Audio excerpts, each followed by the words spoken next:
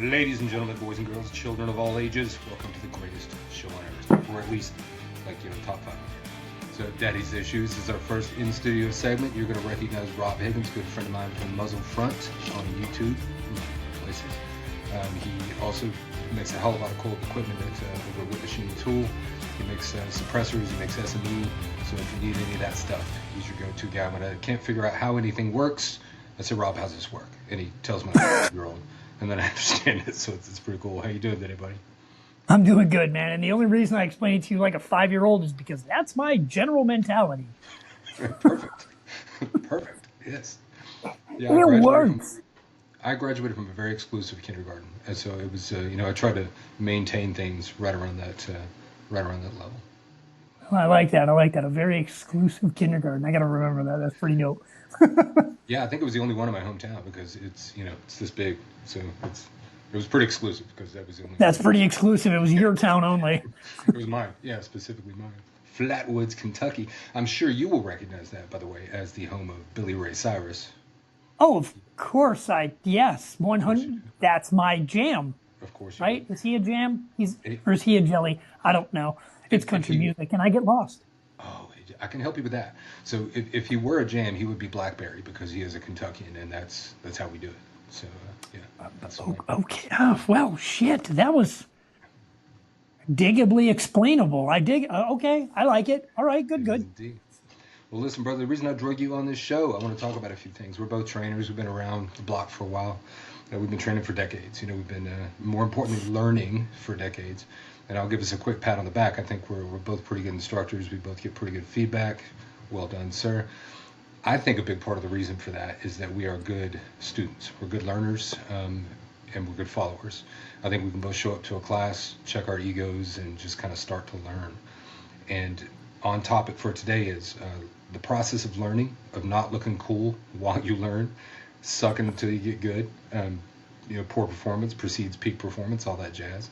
So I think it's a great topic for us to discuss, and it's relevant in more ways than training. A lot of guys get out there in the real world, and they're afraid of their ego getting in the way. So we'll kick it off with discussions about that. What's your most recent training class been on? A basic. The one I taught was a handgun familiarization. The one I took was a basic level 1 handgun class. I try to take 4 or 5 of those a year, like a basic level 1 something. Yeah. Shotgun, handgun, tactical underwater basket weaving, level 1, whatever.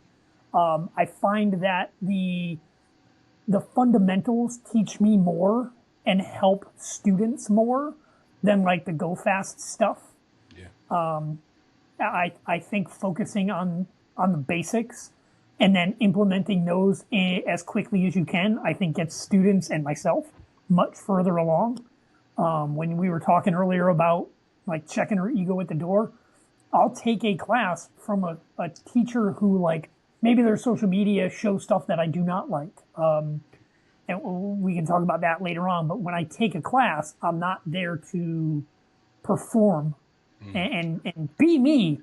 I'm there to learn their way. I'm there to learn their technique. And more importantly, I like to listen to the way they articulate the skill. Oh, yeah. Because, I've taught thousands of people. But, in the last like 5-10, actually like the last 5 years, really, I've taught maybe 1,200, like not very large classes. I haven't done many like personal classes for people or open enrollment classes because I've been busy with the other company. But it's one of those things where I don't have access to every type of student out there. And going to these classes, you get more exposure to different types of instructors and more importantly, different types of students. And I think watching how an instructor like deals with and adapts his training repertoire to what that student needs to be successful is super beneficial. I love that. And I think one of the best things that my coaches have imparted to me and that I try to impart to other people is adaptability to change. And if we take the notion that I've got to teach you to do this thing in this way, right? There's always going to be some element of that. We're teaching clearance and malfunction something. There's always going to be some of that. But you said it this way the other day. You said if an instructor is teaching you a class and it's got like a name, a brand name to it, they're probably not looking to impart a skill. They're probably looking to sell a product. And Yes. I agree with that. Can you tell me a little bit more? What are your thoughts on that? There's instructors out there that have like named techniques and like named genres of their classes, and that's even the wrong way to put it. But like, without diming anybody else, without diming anybody out, it would be something along the lines of, this is the Bartholomew way, and we're going to learn the Bartholomew technique today. Sure. And when you're sitting there, it's like you're going to become today you're taking Bartholomew level 1 and Bartholomew level 2. If you're good enough to pass 1, you can take level 2. And they add a little bit of exclusivity to that. And the idea of learning Bartholomew level 1 is to make you a cookie cutter of the instructor. And I find that problematic because very, very few students are going to be you under stress. Sure. And that's problematic. We, like, you and I both as instructors have interview questions for students throughout a class. And sometimes it's, what do you do for fun? Do you ski or snowboard? Do you skateboard or roller skate? Do you play tennis or do you play golf?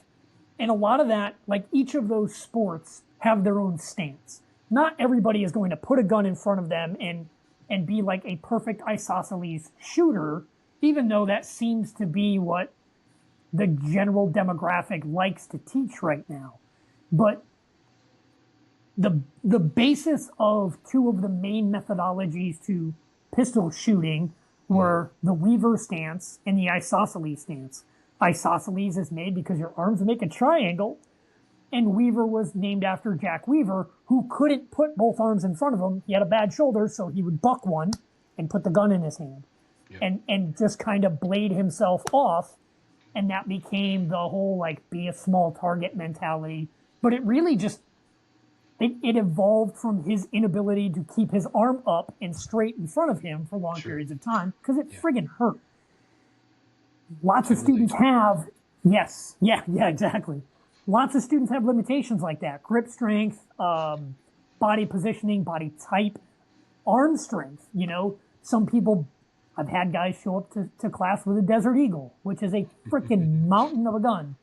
And they're still using the pink weights at the gym, which there's nothing wrong with that. God bless you, you're putting the effort in. Yeah. But, sometimes you got to work them up to that, but you can't work them up to something when that one gun is the only gun they showed up with. If you can't adapt as an instructor, that student gets nothing out of your class, and you have two choices: force them through it or refund them. Mm-hmm. So I'd rather just adapt to the student. You're right. And on that same note, you talked about this before. Take this level 1 class, and if you pass, you do this level 2 class. Well, there was a fairly high level instructor. This was a few years back. I don't know if he still does this, but he was actually advertising the low pass rate of his level 1 class, and it was like, only 50% of students, qualify, the first time through. And I'm like, so you suck so bad as an instructor that you can't teach your own curriculum to 50% you can't, of your students? Exactly. Your curriculum is unsuccessful on students.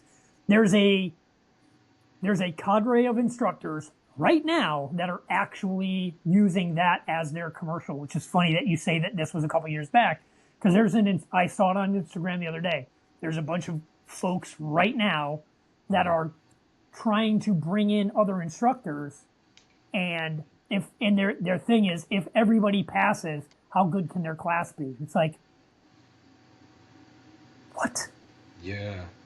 A little bit of a hive mentality there, but not calling anybody out. Just saying, that's kind of where that goes, Oh, so funny there. But yeah, when you go to a class, man, like you mentioned, you go to multiple fundamentals classes. I do the same, go to a fundamentals class. I don't say shit to anybody. I just go to the fundamentals class and I listen. And I've been to some classes with some really, high-speed, low-drag instructors, and I've taken one or two things away from that class I thought were great, and then discarded a number of things, which is what I think people do in my classes too. You're going to take a few things that you like, and you're going to discard the Absolutely. rest and make it part of your toolbox. But Sure. at the same time, I've gone to like some cheesy little NRA class, and I've picked up, man, a handful of just really good little nuggets of, how to articulate something, how to get something across. So I think it's a good idea to get exposure to different instructors, and to get different checks on your skill set. Because when they don't know who you are, they're not afraid of telling you about your ass. Like Yes. they're okay. This is it, big boy. They don't know who you are. They don't know your reputation. So they ain't afraid to tell you, and I love that. One of my favorite things you've said, and it was based on like the lineage of your instructor, and it's like all of the people that started your martial art are dead. Like your masters are dead. Learn something. Mm-hmm. Like everything goes in and out of style. Everything comes in and out of like the training space, specifically with firearms. For a long time, everybody taught nose on the charging handle, front hand on the magazine well. Then all of a sudden, like that was verboten. Couldn't do that. Then it was, then it was heads up shooting, and then it was nose down, or C grip, or there's always something, Yes. and it's very cyclical with what works. A lot of times in the beginning was the word, and the word was the way. Students were being taught techniques that were taught for rifle by guys that fought in trenches, even though they're working inside of a building. And trench techniques with a rifle, look, head down, turtle up, be small, all the things that make interior CQB difficult. Yes. And then it was like 5 mags across your chest. Now after GWAT, it's like 3 mags on your chest, a super light rifle, and a red dot, super stripped down. We're going to start seeing more people teaching trench techniques pretty soon because trench warfare is back in vogue. Yep. We have like the lowest techniques being utilized against the highest technology, and by that I mean trench warfare against drone combatants, and it's just we're going to see what the next evolution of training is going to be. We're going to find out. So you and I discuss this all the time because I think one of the barriers for men getting into training and adequate training, and the other day I laugh at the Gravy Seal memes. I laugh at the Meal Team 16. Sure. That shit's funny. So I laugh at it. Right. But when people online make fun of these people for training, it's like, oh, you're just out there cosplaying. You're just out there doing this stuff. That drives me nuts because you got a man who's involved in something that he likes, something that he feels good about, something. And why would you want to take that away from somebody? Just go train, But, and odds are we're not going to need these skills today, but we could, and God forbid we do and don't have them. It's a good skill set to have.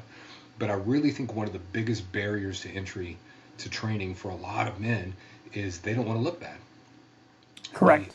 They don't want to get out there and then figure out they're weaker than the other guy. You know what it's like day one of jiu-jitsu or judo.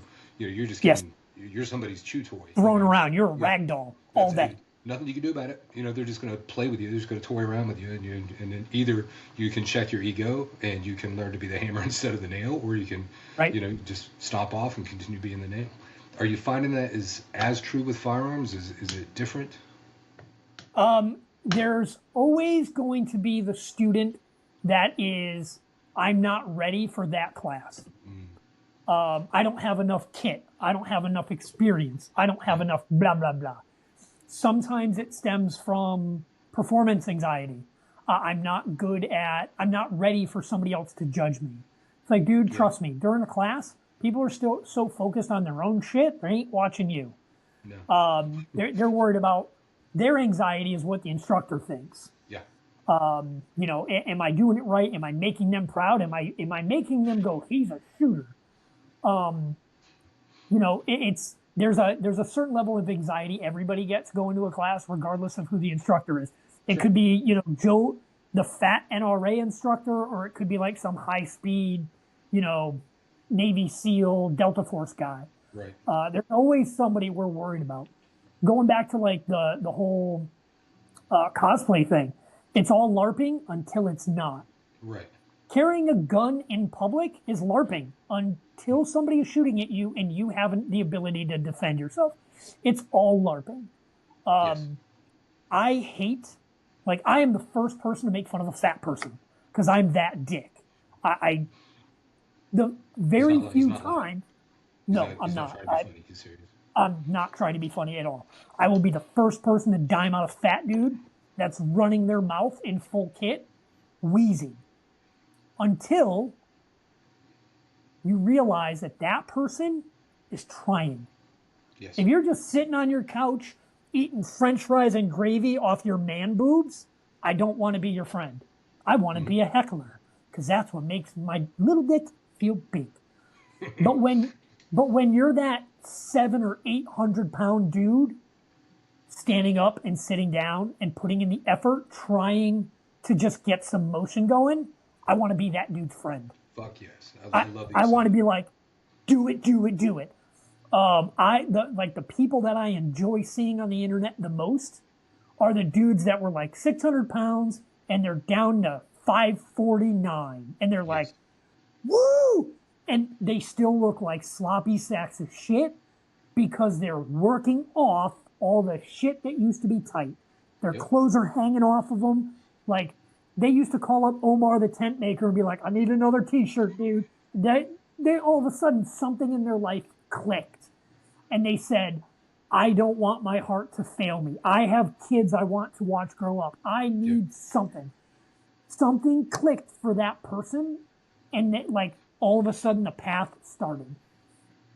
Sometimes it's a guy that used to be the top of his game.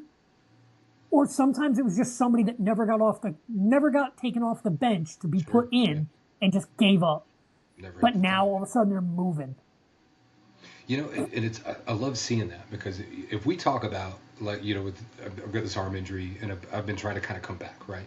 So I was performing at a pretty high level, you know, through my SWAT career and everything else, and then wake up one day, can't use my arm, my right eye is my TBI is fucking with my right eye, so it's all kinds of chaos right now. I'm just trying to actually just function on the range. Had a period of time where I got better, then I got worse.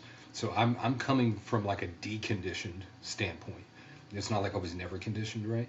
So and even I have some of that ego in there. It's like, God dang, you know, but it's mainly me being hard on myself. But would you talk about the guy that walks into the gym and he weighs 300, 350, 400 pounds, and he goes in there and starts working? The mental shit that dude has to overcome. The idea of people judging him, of him judging himself, of thinking about whether he deserves to be there or not, or other people think that guy has to overcome so much shit. And I think we all go through some level of that when we're putting ourselves out there to start training and improving. That's an extreme example, you know, but whether you're going to a class or I'm going to a class, we all go through some level of that. Everybody's got a little bit of ego on board. So I think this might just be my perception. I might be 52 years old and saying get off my lawn, but I feel like there's less opportunity now that I see for, in general, a lot of young men to kind of put themselves out there. But having said that, I still know quite a few younger guys who are they have a martial mentality. They're hard asses. They're out there and they're getting it, you know. So I don't think it's that we failed the generation. I just wonder if we don't have the same opportunities, or maybe I'm just not seeing it. It's hard because when we were kids, you know, we had paper routes. We mowed lawns for money. We had chores. And we don't see a lot of that in the kids that we are exposed or that we were exposed to 10, 15 years ago. A lot of the kids that we are exposed to currently seem to be a little more respectful and they seem to be a little more individually motivated because they are given like a punishment reward system that's appropriate from their parents.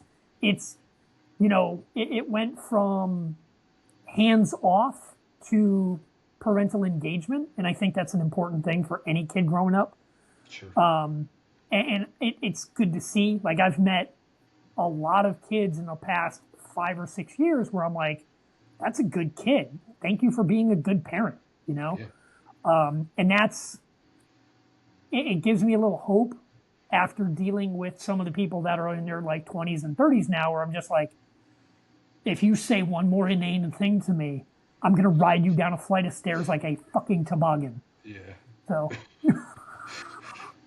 So we get these guys in training, and I give you an example. We had this kid come in one day to the gym, and real good looking kid, right? Just like model looking kid, sure. great physique and everything. Takes his shirt off. He's got the pecs. He's got the shoulders, and he's telling me how much he wants to be a fighter and all this. And I'm going, I don't know if that's a good idea, because you see my face. You know how you're like real good looking model. I don't know, but you know, this shit happens, right? One eye doesn't open. This ear's in the wrong spot. This nose is in the wrong spot. But he takes his shirt off, and this kid's all jacked, and he's got this huge tattoo across his chest that says "Fight Life." And I went, shit, boy, you better hope this works out, right? Like, you better hope this is a good day. So we're not the kind of gym, you know, no ego is always a sign on my walls. We're not the kind of gym where somebody walks in and we're going to crush and try to talk him out of this shit. But, you know, we're going to give him a good workout. And we're just doing drills. And he never came back. Like, you know, he just pieced out because he thought he was going to look a certain way. You know, he thought he was going to be up here on day one, and he was down here, where anybody would be. It's not just nothing inherently wrong with him. But I think that literally just kept him from progressing and to something he thought was a dream. And as soon as he looked bad, he pieced out. How do we help guys not do that? First off, in my head, his cover-up tattoo is going to say "No regrets." But anyway, no regards. No regards.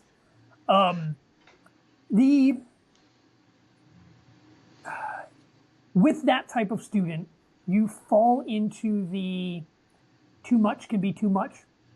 Hey man, you know, you came this far today. Well done. Mm-hmm. It could literally be that simple. It's like when you first pulled that out, when you pulled that tool out of your futility belt this morning, I was a little nervous. And by lunchtime, you were doing really, really well. And that's a sign of the effort you're putting in here. So well done, man. I can't wait to see you again. Sometimes it's as easy as that. Sometimes it's, you're going to hurt someone. Fucking slow down. Yeah. And, you know, again, with the unbelted jujitsu guy. Sure. Sometimes you have a jackrabbit who doesn't know what he's doing, but he's trying to do everything at once, and his hands are going all over the place. It looks like some weird, he's trying to fold his own clothes into origami shapes while you're wearing them, and it's like, that's not how your clothes are supposed to work out. Like, stop, slow down. But then you have your higher level guys that are some of your best mentors and some of your best teachers that are just constrictors. They're slow moving. They're constantly allowing contact with that student. They're slowly just letting the student feel how that arm comes around and finds that lock. Okay. Or it gets in there and segregates that limb. Those are your best mentors. Mm-hmm. When a student talks to another student and says, hey, that was pretty good, a lot of times I think it goes further than the instructor coming up and giving what feels like undue praise, or like every now and then you have a student that feels super undeserving, like, man, I did terrible today, and nothing you as an instructor is going to say to help that person feel like they did better. Like, right. Man, I was a shit show. Like, that was a mess. How do I can't come back to this class. Like, these people, like, they know I'm a fraud now. And you know, sometimes you see a little bit of that, imposter syndrome. Oh yeah. You know, I feel guilty of it all the time. It's like, I do not belong here. And it's like, well, you're here now. Mm-hmm. You're not faking it till you make it. You're trying to learn something. So shut up and do it. Because again, going to somebody else's class, I'm not there to be me and show you how good I am at shooting. I'm there to listen to you and perform the tasks, drills, and skills that you show me in your way. Some people, you know, I like to see grip guns, and it just felt, you know, once I tried it, it felt very natural. And I've tried other grips. I've tried ghetto sticks and forends and all this stuff. and they just didn't feel natural to me. But if I'm in somebody's class and they're like, this is ghetto stick 101, all right, cool. I got a baseball grip on the front of my gun. If that's what they want me to learn today, okay, cool. Yeah. Regardless of how I like it, I'm there to I'm here to learn from you. I am not going to learn from you if I keep doing it my way. No. And that is an issue. That's the ego check, isn't it? Because it's like what you were just talking about, rolling. And I think jiu-jitsu and judo are two great martial arts for kind of exemplifying how that process can work, right? Because you get if you're a white belt, you don't know the difference between a blue belt or a black belt kicking your ass. You just know you're getting owned, right? Right. But if either one of those guys will be patient and do just enough to let you know you're going to be struggling, but there are some successes. If they can give you a little bit of room to work, not even to win, but to work. Nobody should be winning at sparring. I think that can help their ego along. Just give them those little wins. And my favorite training modality for being able to build a person's mentality is reality-based training. Yes, absolutely. We go through rapidly evolving real-world scenarios, getting as close as we can. But inevitably, we're going to fail, right? We're going to do something that just wasn't optimal. And we have that opportunity to push pause back up and say, hey, can you explain to me what you were thinking right here? Why did you choose this action? Do you think that was the optimal action? What do you think you might have done? Looking at it now, let's Monday morning quarterback this. Yeah. What do you think? And then we literally get to hit replay, Yes. and go back and do it again. 100%. That people don't realize how much visualization a high-level guy does prior to a hit, or prior to a job, or prior to a match. Yes. Of just sitting there and being like, okay, and feeling, mentally trying to imagine what it feels like for each step of the process of whatever task you're about to perform does. It's like spinal tuning or something like that. And there's a fun medical name for it. And it's, how many times have you been in the back of the truck on the way to go somewhere to do something, and everybody's in the back of the truck with their eyes shut and they're just kind of working through it? Like we used to do it a lot. The Blue Angels, the best pilots in the world, will sit in a meeting room with their eyes shut and talk their way through the performance that they are going to give at any given air show, no matter how many times they've done touch and goes or wingtip maneuvers or anything like that. Every show, they go and they sit down in a boardroom in a chair that rocks a little bit, because every boardroom's got those, and they sit there and they sit there as a team and walk themselves through the performance that they have already given 500 times a piece. Right. People don't understand the power of that level of visualization, and the best thing you can do is try it. But I think the next best thing for humans, and as you said, the best learning tool you can get is reality-based stuff, where you get real-time contact and real-time feedback immediately. Right. Yes. And we all need a come to Jesus moment. We do. And I think too, it's probably my favorite. I'm going to try to not say the best all the time. I think it's my favorite training modality for encapsulating the idea that a couple of purposes for training to me. One is to make mistakes. So we go into this training event to make mistakes so that we can learn from those mistakes in a safe environment where there are no real world consequences for it. And I think reality-based training encapsulates that very well. Another thing that I think it does is, and this is a big one for me in self-defense training. And when I say self-defense, I mean everything from judo anything, to firearms, right? Sure. Sometimes even driving. But when we're there, the training has to help us move through the OODA loop over time as quickly as possible, with minimal hesitation to move smoothly through that.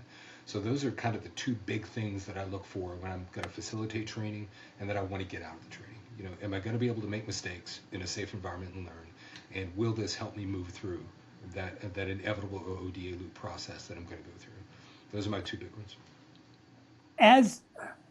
So I'm going to give you my best for a moment. My best experience.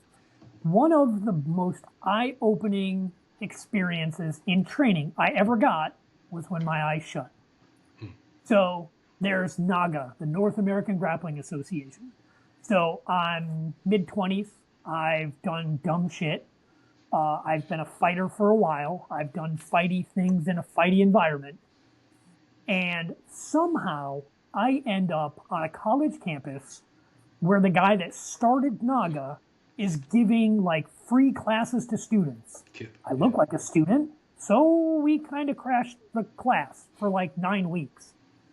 And I'm a good roller. I started out as a wrestler in high school. I wasn't the best, but I was very good at it because I'm also a gymnast. So throwing my body around is easy. And when people throw me around, I'm in control of my center of gravity. You're not. Mm-hmm. So my ego is huge. And I feel amazing. In the first couple of classes, I'm ragdolling people, even though I don't know jack shit about jiu-jitsu. Right. I just know I can roll you all over the place. The third or fourth class, there was a guy about my size that showed up out of nowhere. And he moves pretty good. And again, my ego at the time, I'm sizing people up going, I want to roll with that one. I want to roll with that one. Not because I'm going to learn anything, but because I'm going to look amazing. In my head, my ego is driving me. So at the end of the day, we all start grappling around and sparring each other. And of course, the first person the guy that started NAGA, gives me is that dude. And I'm like, I rubbed the bottle and the genie gave me my first wish. And we're not even standing up. Like I don't know what I don't even know yet. Like I'm on my knees starting off because if I don't know what I don't know. So this kid gets a hold of me and he rolls me and I do what I do every time somebody rolls me. I go with it and I'm going to come out on top. Well, I did. And he was behind me. And the last thing I remember is my vision going, boom. And it faded to black. And when it came back to reality, I remember staring up at the fluorescent light bulbs, and the kid's face comes over mine, and then Kip's face comes over mine, and I'm like, what just happened? And Kip said one word to me. He said, hubris. And then they just went on about their way and left my dumb ass laying on the floor. And I was like, I don't know what I'm doing. Shut up. Learn something. And it was from that point forward, and you've heard this, you've said this, the white belt mentality was pushed into my brain in the most positive way possible. And it made all the difference in the world. Yeah. Go ahead. I think sometimes the worst thing that can happen to a person is that they get a black belt. Yes. And then they get stuck because they have just demonstrated competency over a curriculum to get this black belt, right? And then that becomes like I'm done. I've finished. So my advice to anybody, I've been training forever, so I've got a number of black belts, but I say that only to say that I've got a number, which means I have more white belts, right? Yes. So you get a black belt, go get your ass a white belt today, tomorrow at the latest. Do something where you're a kid. Start something from the bottom, and start learning that through that process again. It helps in neuroplasticity. It's just all around good for you, and it keeps you from getting entrenched into what you may convince yourself is the way, rather than part of a way. So, in the shooting realm, you see that often, and it kind of goes back to the instructors that have a named technique that they're going to instill upon you, that they're going to allow you to have access to. With the student that is nervous about going to a class because they feel like they're going to be judged, and they feel like the flip side of that coin is the overzealous instructor who can't be wrong. Mm-hmm. Okay. And a little while back, I was watching an instructor, and he was discussing optic heights, and he was a iron sights and lower 1/3 co-witness, which just means the iron sights of the firearm show up in the lower portion of whatever red dot optic is on there. And that was the way, the truth, and the light. If you had an optic that was up high, any higher than that, you were wrong. And for proof of that, he was discussing how students didn't understand the relationship between the height of the optic and the height of where the bullet comes out of, the height over bullet. And his discussion was not based around zeroing differences, point of aim point versus point of impact. It wasn't discussing knowing what your hold was or learning how that offset affects downrange ballistics. It was students that show up to my class with these tall optics. They shoot my barriers because they don't know the relation. They can see through the scope with their nice heads up shooting technique, but the bore of the firearm is too low and they're shooting my barricades, or they're shooting the top of my car, or they're shooting this, or they're missing here. And it's like, you're the instructor. It's literally your job to teach them to see those problems ahead of time, and inform your student how to compensate for them. Just like I said earlier, sometimes you get a student that shows up with an inappropriate firearm, like 12-year-old girl wrists in a Desert Eagle. It's like, well, we got to work with what we got. That's what we got.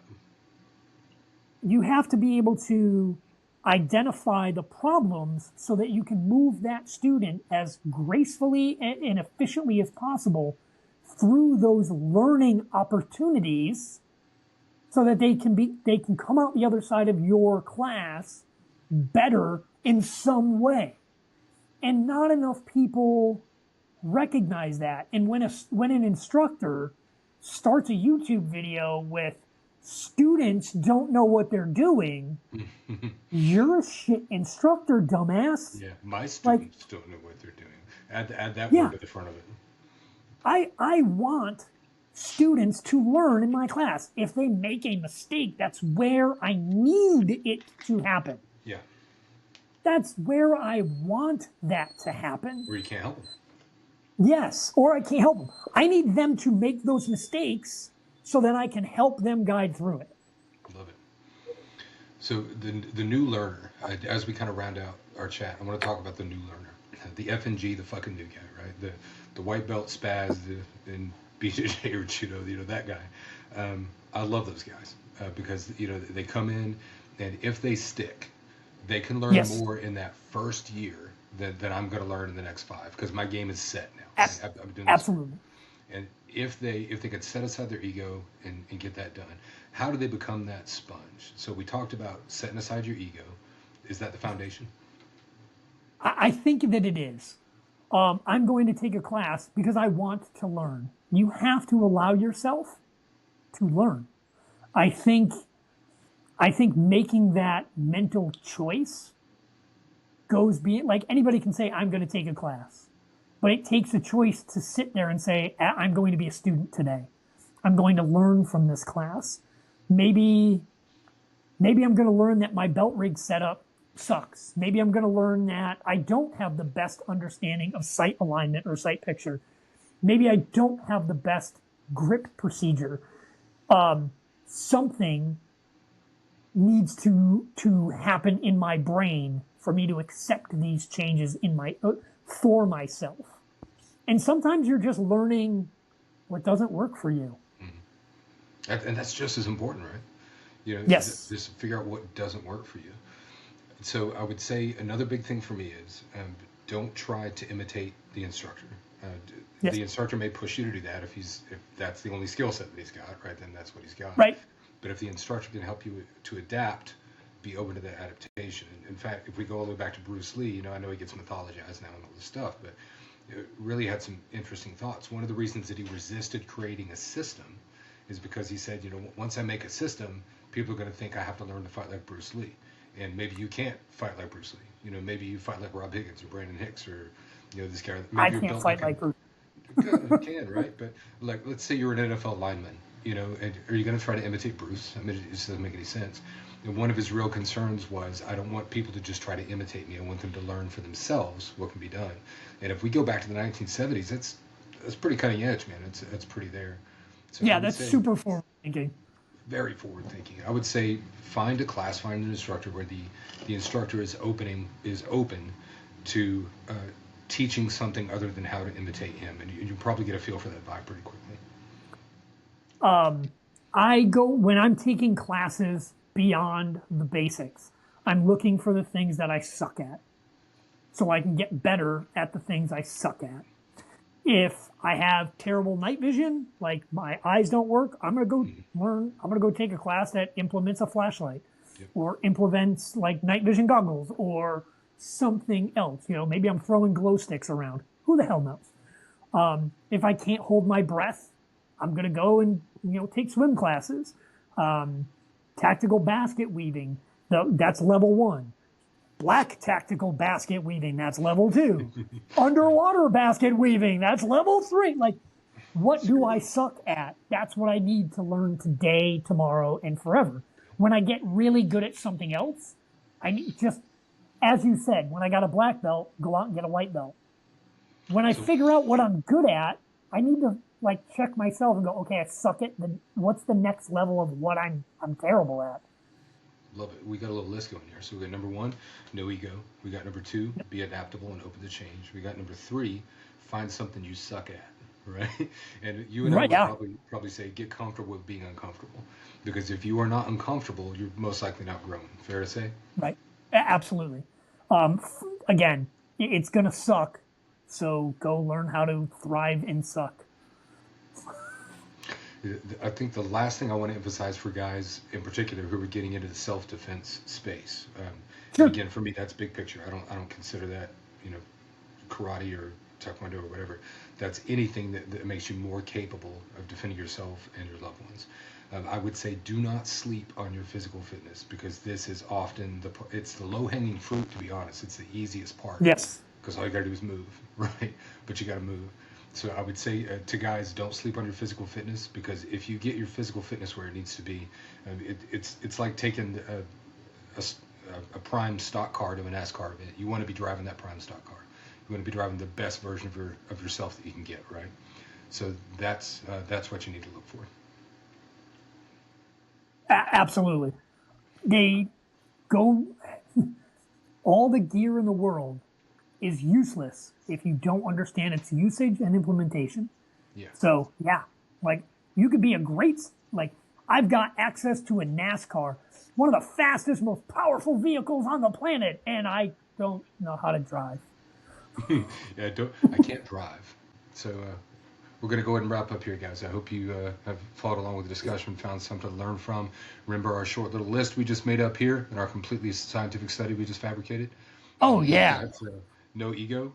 We've got be open to change, adaptable to change. We've got number three, um, do what you suck at, get comfortable with being uncomfortable. And we got number four, get your physical fitness in place, because that is the low hanging fruit. Rob, is there anything you want to leave anybody with?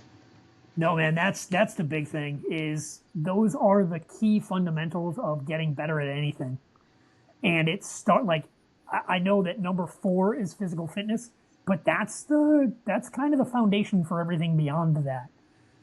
You're not going to get any better at the things you suck at if you cannot perform those things because your cardio blows.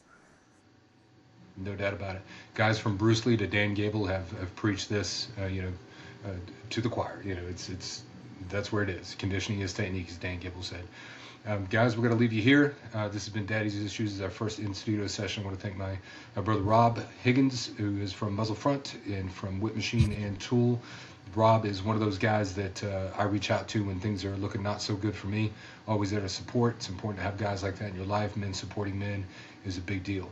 Remember, guys, if it's mentionable, it's manageable. We can always talk about it. Until next time, stay safe.